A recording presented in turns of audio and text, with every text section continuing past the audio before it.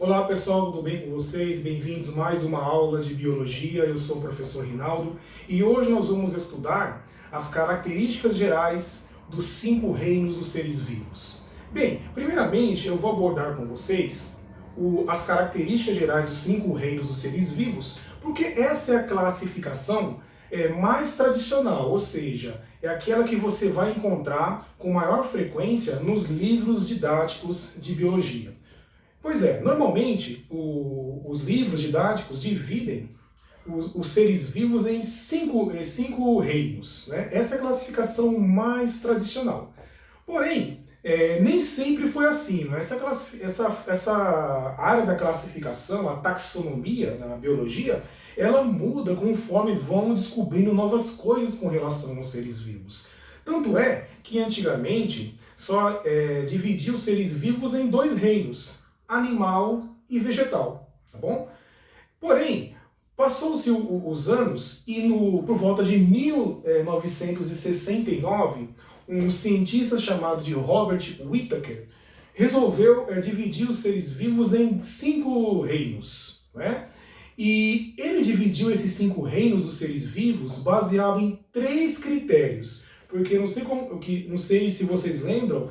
Para nós classificarmos os seres vivos, nós temos que abordar determinados critérios, nós temos que usar determinados critérios. Por exemplo, quando você vai arrumar o seu quarto, você vai arrumar a sua roupa no guarda-roupa, você divide, né? As calças vão ficar aqui porque é tal tamanho, as camisas vão ficar aqui porque ela é menos espaço,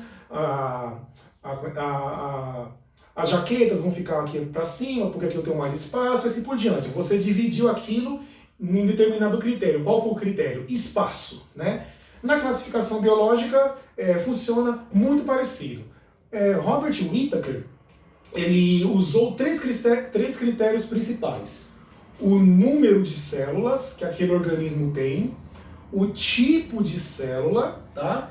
E o tipo de nutrição, tudo bem? Vamos ver aqui o que significa isso. Vamos lá. Número de células. Aí o ser vivo ele pode ser unicelular, ou seja, formado apenas por uma única célula, ou pluricelular, formado quando o organismo é formado por muitas células. Também nós podemos falar multicelular. Tudo bem? Então, mas aí, nesse caso, não existe só esse critério. Ele também analisou o tipo de célula. Ou seja, dentro desse critério, existem células que são eucarióticas. Lembram? Células eucarióticas são aquelas células que têm um núcleo envolto por uma membrana nuclear, chamada de carioteca, e o citoplasma repleto de organelas membranosas. Lembra disso? E as células procarióticas são aquelas células que não têm um núcleo definido, um núcleo envolto por uma membrana nuclear, o material genético fica disperso no citoplasma das células e não tem organelas membranosas no citoplasma, tudo bem? Então esses são os 2 tipos básicos de célula. Os organismos que têm células eucarióticas são chamados de organismos eucariontes. E os organismos que têm células procarióticas são chamados organismos procariontes. Tudo bem? Aí mais um critério. E aí, por fim, o tipo de nutrição, ou seja, a forma como aquele organismo obtém energia, obtém um alimento. E aí nós temos 2 tipos. Os seres autótrofos, quer dizer o que autótrofo? Ou autotrófico, né? São aqueles seres que produzem seu próprio alimento, tá? Pode ser pela fotossíntese, no caso das plantas, ou pode ser pela quimiossíntese, quando o organismo, ao invés de usar luz, usa uma substância química, tá? Como, por exemplo, algumas bactérias fazem isso. E também tem os seres heterótrofos, aqueles seres que não são capazes de fabricar o seu próprio alimento. Ele tem que buscar, né? São os famosos consumidores, eles têm que buscar a sua fonte de alimento. No caso, os animais, por exemplo, principalmente, tudo bem? E aí, dividindo aqui nesses 3 critérios, o Robert Whittaker dividiu os organismos em 5 grandes reinos. Quais são? O reino Plant, ou alguns professores chamam de reino Plantae, ou reino Metazoa, reino Metáfita, que aqui enquadram todas as plantas, tá? Todas as plantas estão no reino Plant, ou reino Metáfita, tudo bem? Tem que tem que ter qual característica para aquele organismo ser classificado como planta? Tem que ser um organismo pluricelular, certo? Um organismo eucarionte, ou seja, formado por células eucarióticas, e todas as plantas são autótrofas, todas elas produzem seu próprio alimento, com exceção de algumas plantas parasitas, né? Por exemplo, o cipó-chumbo não produz seu próprio alimento, mas é uma exceção. Outras plantas, grande maioria são seres autótrofos, produzem seu próprio alimento pela fotossíntese, tá bom? E aí, além disso, essas plantas elas são pluricelulares, são formadas por muitas células, e nas plantas essas células formam tecidos verdadeiros, tá bom? Nas plantas, as plantas possuem tecidos verdadeiros, além de serem classificados como pluricelulares. Ou seja, se é pluricelular, né? E aí, no caso das plantas, formam tecidos verdadeiros, tudo bem? Reino Animalia, ou reino Metazoa, tudo bem? Aqui englobam todos os animais, tudo bem? Para ser classificado como um animal, quais são as características que esse organismo tem que ter? Também tem que ser pluricelular, todos os animais são formados por muitas células. Não existe um animal formado por uma única célula só, tá? Todos eles são pluricelulares e assim como as plantas, essas células formam tecidos verdadeiros também nos animais, tá? Nós temos tecidos, né? Tecidos muscular, tecido epitelial, né? Tecido nervoso, né? Todos os animais têm isso. A grande maioria dos animais formam tecidos. Uma exceção são as esponjas, né? Que são animais marinhos, que apesar de serem pluricelulares, eles não formam tecidos verdadeiros, mas só as esponjas, né? Tanto é que as esponjas elas são classificadas como animais, mas elas são classificadas num sub-reino à parte, chamado de Parazoa, enquanto os outros animais são formados pelos eumetazoários, eumetazoa, animais verdadeiros. Mas as esponjas são classificadas assim como animais, mas apesar de ter essa característica de não formar tecidos verdadeiros, tudo bem?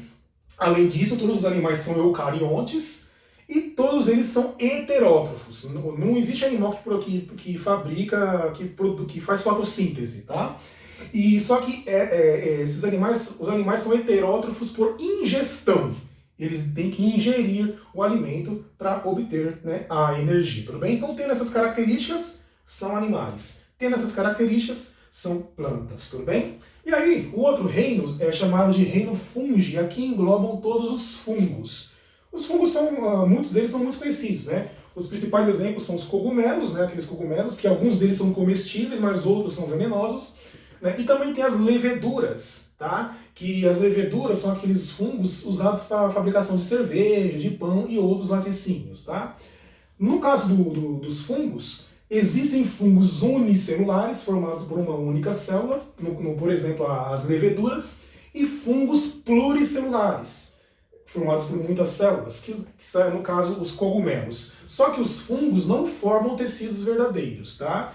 Formam várias células chamadas de hifas, né, agrupamento de células, mas não formam tecidos verdadeiros, tá? Além dos cogumelos, as leveduras, você tem que lembrar também do mofo. O mofo também, né, que dá nas paredes, nas roupas, o mofo também é um fungo. E também o bolor, aquele bolor preto do pão, né, também é um fungo, tá? E os fungos, assim como os animais e as plantas, são seres eucariontes, tá?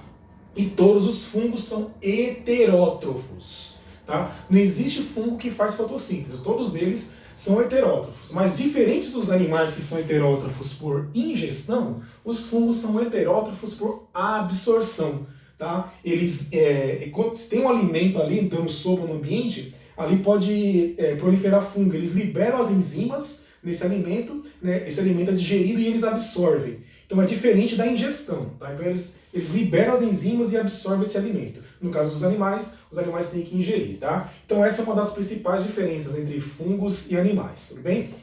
Então os fungos também são heterótrofos. Os fungos antigamente eram classificados como plantas, tá? Mas como você sabe agora, as plantas elas são seres autótrofos, né? E os fungos são seres heterótrofos. Evolutivamente falando, né, se pegar o material genético do fungo e comparar com animais e plantas, o material genético do fungo é mais parecido com os animais do que com as próprias plantas. É curioso isso, né? Então daqui são as características principais. Tendo essas características, único, pluricelular, eucarionte ou heterótrofo, é enquadrado no reino dos fungos, reino fungi, tá? Aí temos o reino protoctista, ou antigamente chamado de reino protista. Esse reino aqui é de muito difícil classificação, tá? Porque dentro desse reino aqui tem organismos que têm características de animais, organismos que têm características de plantas, tá? Organismos que têm características de fungos, ou seja, aqui nesse reino tem de tudo aqui, na verdade, né? Tanto é que os cientistas antigamente, quando não sabia que organismo era aquele, não era planta, não era animal, não era fungo e não era qualquer outra coisa, coloca no reino protista, tá? Porque ali tem organismos com vários tipos de características, um pouquinho de cada reino, tá? Por exemplo, dentro do reino protoctista estão os famosos protozoários, né? Protozoário é um ser unicelular microscópico. O mais conhecido são as amebas e os paramécios, de animais, micro-organismos de vida livre, que vivem ali na lagoa, né, e ficam caçando bactérias ali no lago, né. São organismos unicelulares, as famosas amebas e os paramécios. Mas tem protozoários muito conhecidos que podem causar doenças nos seres humanos, como por exemplo a malária. A malária é causada por um protozoário, né, chamado de plasmódio. Então, a malária, o agente causador da malária é um protozoário, ser microscópico unicelular, tá? E também tem o causador da doença de Chagas, o Trypanosoma cruzi, que é transmitido pela picada do barbeiro, né? E na saliva desse barbeiro está o protozoário chamado Trypanosoma cruzi, que causa a doença de Chagas. Então ele é de grande interesse, né, na médico, porque tem esses seres patogênicos que causam doenças nos seres humanos e vários outros também, tá? Mas eles são muito importantes para o equilíbrio ecológico também do meio ambiente, tá bom? Além dos protozoários, no caso, todos eles são heterótrofos. Eles não produzem o próprio alimento, eles têm que caçar o alimento ali na lagoa ali, não é? E sempre são seres unicelulares heterótrofos. Já outros seres vivos que estão dentro do reino dos protoctistas são as algas, tá? As algas, diferente dos protozoários, são seres autótrofos. Assim como as plantas, as algas produzem seu próprio alimento pela fotossíntese, tá? Tanto é que antigamente as algas eram consideradas plantas, eram colocadas no reino plante, tá? Mas uma diferença importante, algas não formam tecidos verdadeiros, as plantas formam tecidos verdadeiros. Além disso, algas não formam embriões, né, maciços, as plantas formam embriões maciços, são as principais diferenças que tem, né, entre algas e plantas. Então vamos lá. Todos eles, sendo protozoário alga, todos eles são eucariontes, né? E alguns são unicelulares, no caso dos protozoários, e nas algas existem algas unicelulares e algas pluricelulares, formadas por muitas células. Tanto é que existem algas, né, enormes.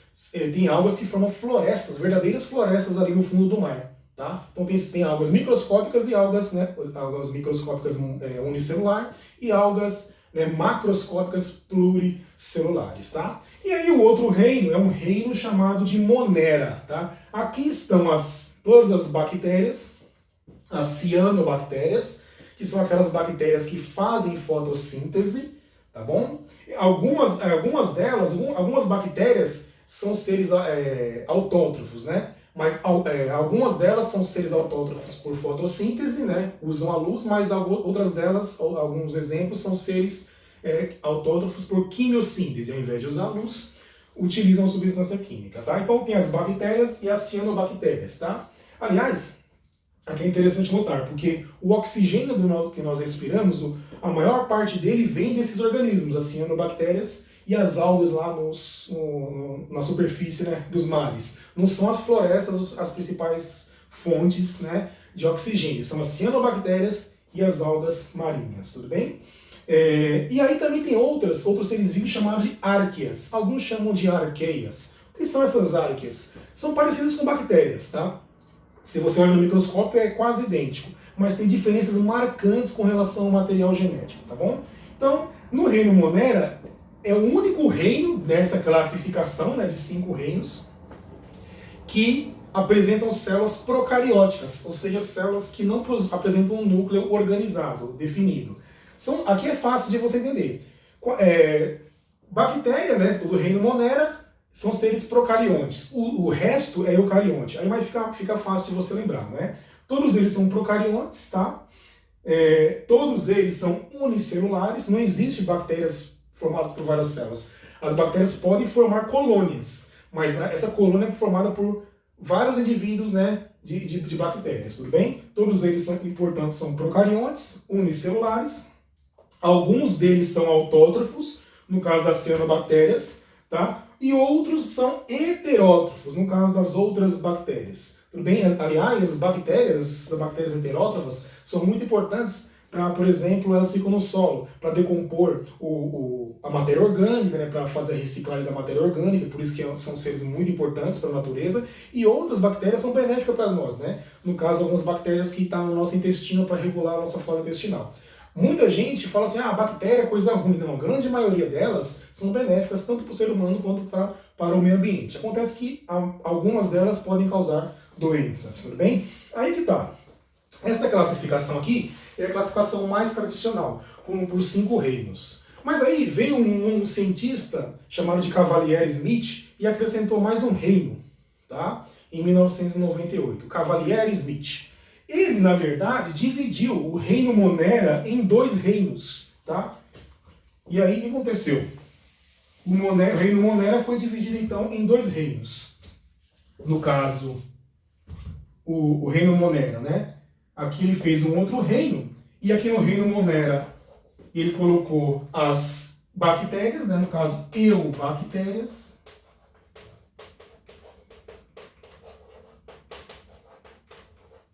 Tudo bem? E as cianobactérias também estão englobadas aqui. E no 6º reino, ele colocou nesse novo reino, chamado de reino Arquea. Arquea. Reino Arquea. Que são aqueles, entre aspas, bactérias que estavam no reino Monera tudo junto. Mas para as Arqueas, que são aquelas bactérias que são um pouco diferentes, ele colocou num reino à parte. Por quê?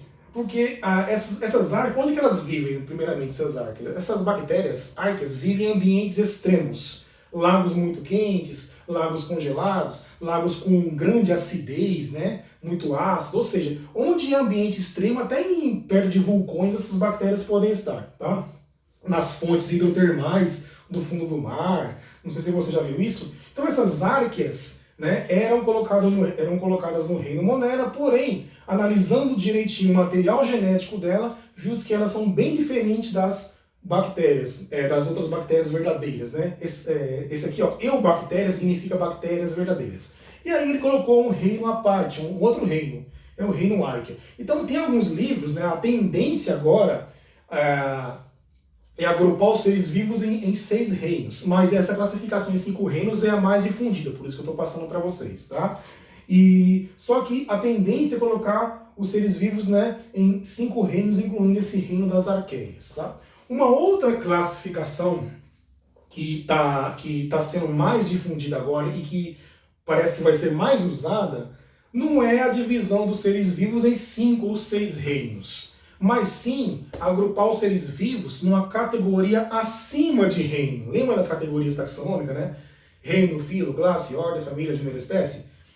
Os cientistas querem classificar os seres vivos numa categoria mais abrangente. Aí seriam 3 domínios, tá? Domínio é uma categoria acima de reino. Quais são esses domínios? Vou até escrever aqui para vocês, ó.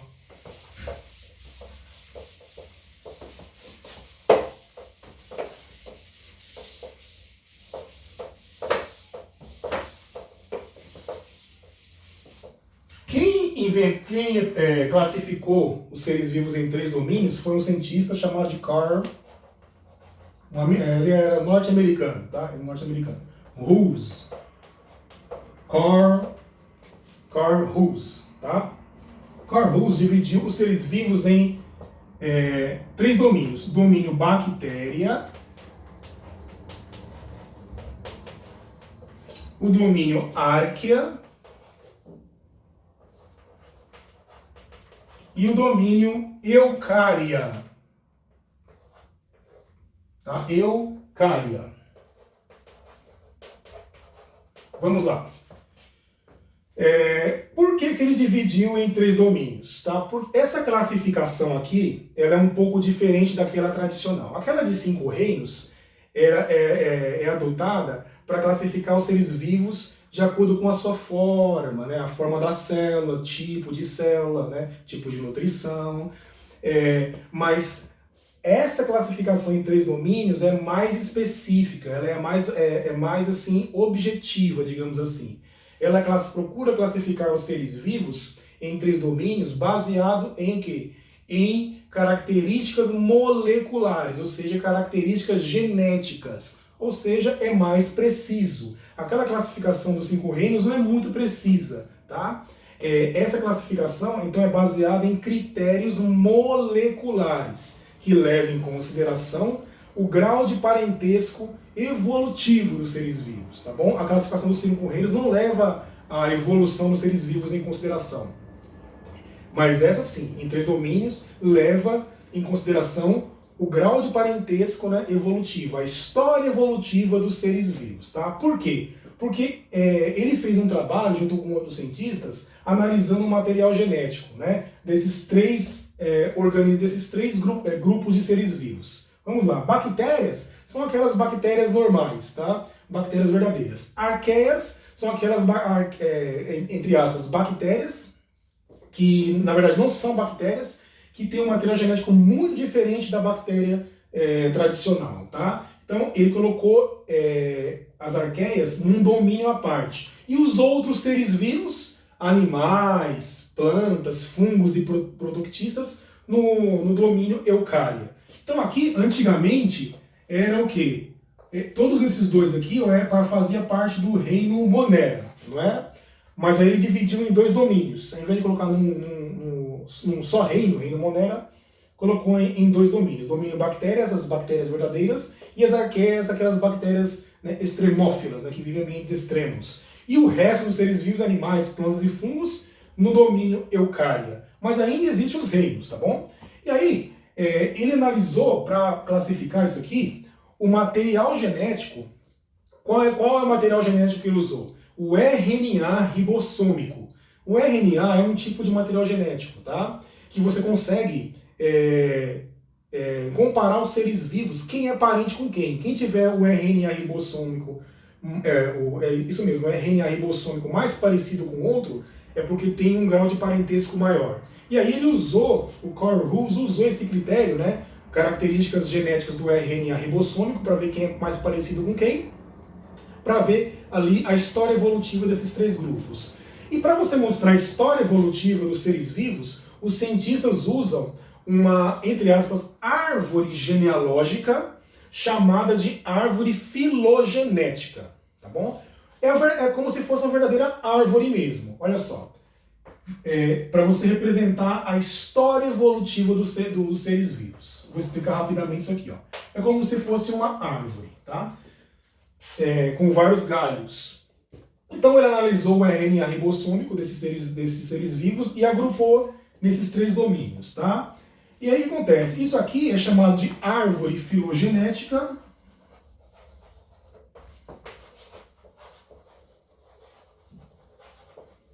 ou também conhecida como cladograma. Tá bom? Clado significa ramo, tá? Ramo. Aqui, ó, ramo. Ramo é um ramo, outro ramo, outro ramo, tá? Esse aqui é o ramo principal, o tronco da árvore. Grama vem o que? De escrita. Lembra da palavra gramática, né? Escrita. Então, é uma escrita em ramos de galhos de árvores. Deu para entender? Então aqui você coloca a história, dá para você escrever a história evolutiva dos seres vivos, desenhando como se fosse aqui uma árvore genealógica chamada de cladograma, tá? Dos seres vivos. Então aqui, esses seres vivos que estão aqui, ó, são seres vivos que vivem hoje, né, atuais. E aqui, de baixo para cima, na verdade, é a linha do tempo. É a linha do tempo, ó. Então aqui é onde surgiu o primeiro ser vivo na Terra, aqui, ó, nesse nó. Isso aqui nós chamamos de nó, tá? Aqui é outro nó. Aqui surgiu o primeiro ser vivo, tá? do planeta, por volta de 3 bilhões e meio de anos atrás, tá? Então aqui surgiu o ancestral comum de todos os organismos que vivem hoje. Então aqui eu vou colocar ancestral comum. tá? É o ancestral comum de todos os seres vivos que vivem hoje. E aí, ó, aqui é a linha do tempo, e aí foi evoluindo, ó. Foi passando o tempo, os seres vivos foram se diversificando. Aqui é um nó, aqui representa o quê? O momento que um ancestral comum se dividiu em duas espécies. Um seguiu um caminho, outra seguiu o outro, e assim por diante. Aqui surgiu, também aconteceu a mesma coisa. Um processo de formação de duas novas espécies a partir de um ancestral. E aí se ramificou. Esse processo de formação de duas novas espécies é chamado de cladogênese, porque daí vem o cladograma, né? Cladogênese é um processo de formação de duas novas espécies. Tá bom? Então aqui é um ancestral comum de dos três grandes grupos de seres vivos, e esse daqui é um ancestral comum, mas de todos dos três? Não, é um ancestral comum só desses dois, ó, tá vendo? Ó? Esse daqui se ramificou, formou esses dois.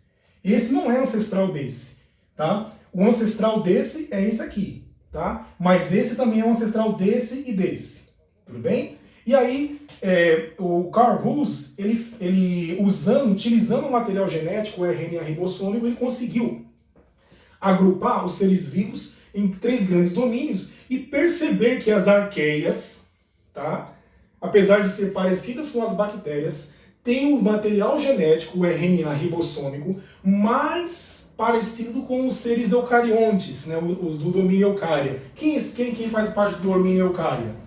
Aqueles outros seres vivos, animais, plantas, fungos e prototista.